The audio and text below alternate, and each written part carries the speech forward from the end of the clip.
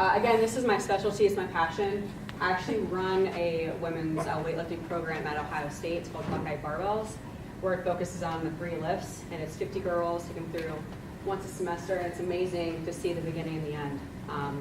And the myths and misconceptions of women and how they should train, and again, to their goals or whatever society thinks that they should be is pretty interesting. So we're going to go over a few myths.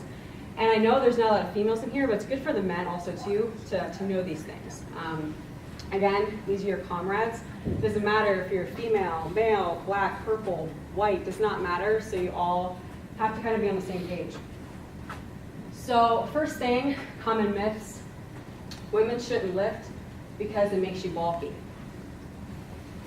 First of all, before we get to that, what's wrong with bulky? What is wrong with that? First, I think bulky is pretty sweet. So again, that's just a stigma, again, a society kind of culture wrapped it around. But when you think about actual training, I wish it was that easy. I wish. If you think about it, the female powerlifters, female bodybuilders in the industry, if getting bulky was that easy, I would have girls, athletes come up to me and be like, well, I guess I'm done. I've been training for 2 years, I'm just getting way too big. Like, we never hear that, I wish it only took 2 years. Usually it's 5, 10, 15, 20, like, Zach was saying, 20 years to get the size that he is. Imagine a female, again, hormones. So it's actually very challenging, to get bulky. And there's nothing wrong with it. So you do you, is my kind of philosophy on that. Women shouldn't train the same as men. We see this a lot in the magazines with the model lifting with a pink dumbbell. Like get out of here. Like, come on. Or even like the jacked fitness models. The ones that are like, oh, I'm gonna look like that. She's awesome. She looks strong and healthy, and she's still in the picture like 15. Like I know you weren't using 15s to look like that. First of all, I know for sure. So that has drawn a huge stigma around training and what's actually real, because we don't see what's real. Your face don't look like that when you train. That's what it should look like, And even when we're at the compound all training together, it's interesting if you ever see our dynamic. It's never like, okay, the girls are going that squat rack, the guys are gonna go over here. No, we're like all intermingled. We're training together, loading plates. It doesn't matter. We work in. So the fact that women shouldn't train the same as men is a huge fallacy. It's not true. There are some considerations, which we will go into in the next slide, but it's way overdrawn in that regard. Women shouldn't train because they may get hurt. If women don't train, they're going to get hurt, is more like it. So I've actually experienced this in high school athletics. Girls, you play high school athletics in your high school? Yeah. Did you guys train in season? Like, did you guys go in the weight room and train? Okay. No joke, when I was in high school, a long time ago, I look way younger than I am. However, a long time ago, and no joke, female athletes in season and partially in our off season were not allowed to go in the weight room because they thought we would get hurt. That was like a rule.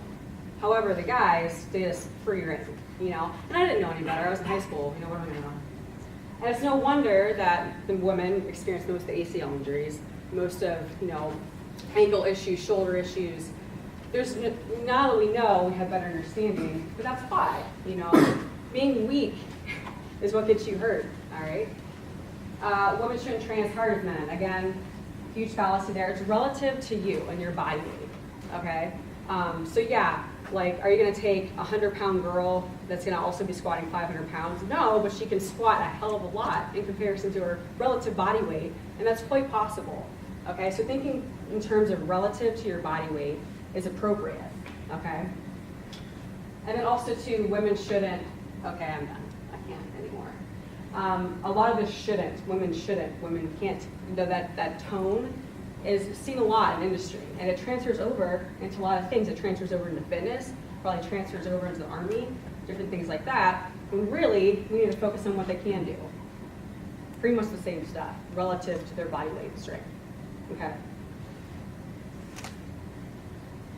Again, all of you today, ladies, that phase today, practical, just saying. I'm waiting for it. All right, the one truth. Training is 100% goal related and person related, I should say, not gender related, okay? So when we program for people, Joe, Zach, and myself, we don't look at them as, all right, this is a female, okay, she's gonna do some female training. All right, this is a guy, he's gonna do like the good training. Like, we don't, it's person related. So we look at a person, okay, where are their weaknesses? Where is their breakdown? Where are they good at? What's their strength? You know, what's their goal? What's their background? We look at them as a person, a being, okay? Not a gender, doesn't matter. However, there are considerations. So with women, you see a lot of ACL injuries. Does anybody know why? Obstruction.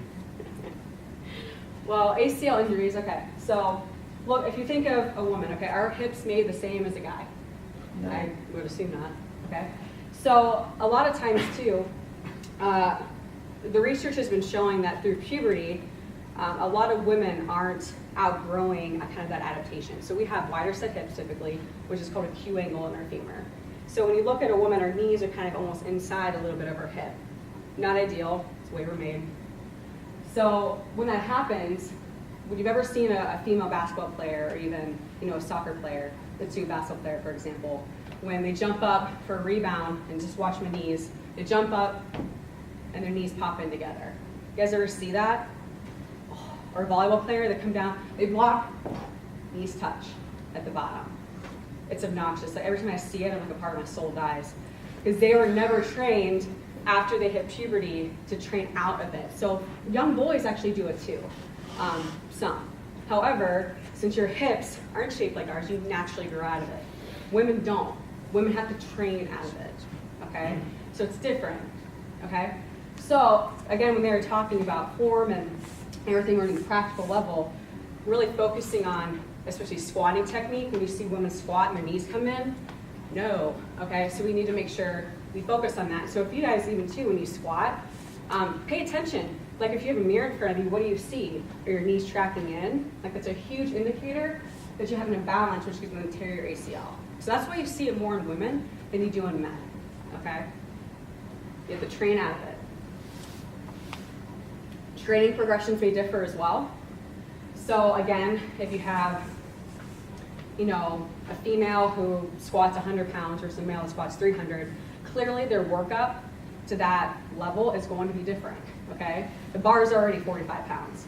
So clearly you're not gonna be adding, okay, let's throw 25 on. You're not gonna make it all the way up. But as if you were lifting 300 pounds, you might throw a plate on, as part of your warm up, full 40 or 35. So whatever it is. And then volume training response. Women actually respond a lot, I don't want to say better, but pretty effectively to high volume training. Actually more so than men do in research. So when they say women can't work as hard or can't keep up, actually they probably will, all right? Our bodies are designed to deal with that type of stress. So keeping all those things in mind with a little bit of considerations. But again, when you look at these, does that look like their workout or program design should be completely different? No, they should be working in with you. Same thing. Again, it's person related, goal related, not gender related. Alycia, when you say volume, what do you mean by volume? Volume, that's workload. So essentially, that's more hypertrophy range-ish if you're thinking of it in terms like that. So when you're doing sets of 12, 15, even 20, you could probably go at a pretty heavy weight at those rep ranges as a female, if that makes sense. Kind of like hypertrophy range is kind of what I'm talking about, an overall workload in your training. Does that make sense? Cool.